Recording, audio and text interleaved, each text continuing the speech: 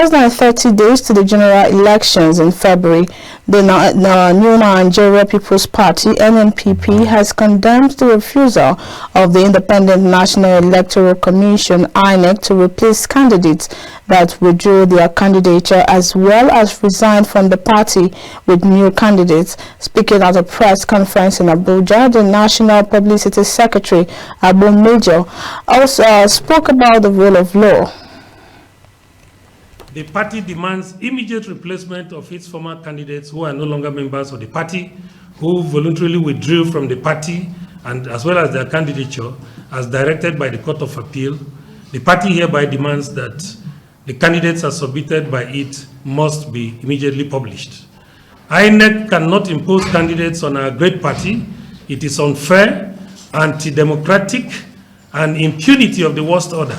All lovers of democracy in Nigeria should resist this open defiance to Court of Appeal judgment and order.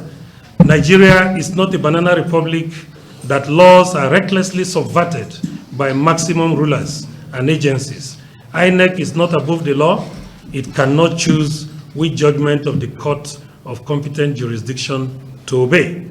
The Commission must be mindful of its actions and reactions so as not to derail the electoral process. It has an enormous task of conducting free, fair, and transparent elections instead of meddling in the internal affairs of a political party, as NNPP is presently witnessing. The Publicity Secretary also highlighted the manner of resistance the court would employ to INEC's decision. There are two subsisting court judgments, one Federal High Court judgment expressly directing INEC to accept these candidates in place of those ones that have withdrawn. Then they were the ones that went on appeal, and we followed them there, and we got judgment against them again that you cannot deny this party the opportunity to field candidates to replace those who have withdrawn. So the resistance is what you are seeing now. The bulk will go back to the judiciary. We will be telling them that despite the orders made, which were made out of merit that came with our case, we are still being held the way it is and all of that. That's the kind of resistance we're talking about.